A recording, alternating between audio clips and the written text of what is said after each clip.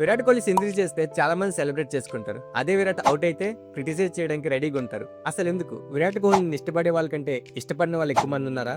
కాదు. కానీ ఏమైతే మీరు ఒక రూమ్ లో ఉన్నారు, రూమ్ లో 10 మంది ఉన్నారు, 9 మంది మిమ్మల్ని ఇష్టపడి 1% క్రిటిసైజ్ చేసినా మీరు పెద్దగా పట్టించుకోరు. అదే 10 మంది ప్లేస్ లో 10 కోట్ల మంది ఉంటే 1% క్రిటిసిజం కూడా లాక్స్ లా కనిపిస్తుంది. అదే ఇప్పుడు విరాట్ కోహ్లీ విషయంలో జరుగుతుంది. విరాట్ ప్రాబ్లం ఏంటంటే ఆయన క్రికెట్ ఆడడం కాదు, ఆయన చాలా పెద్ద స్టార్ అవడం. ఒక నార్మల్ ప్లేయర్ ఫెయిల్ అయితే నెక్స్ట్ డే మర్చిపోతారు. అదే విరాట్ కోహ్లీ ఫెయిల్ అయితే నెక్స్ట్ డే ఇండియా మొత్తం మాట్లాడుకుంటారు.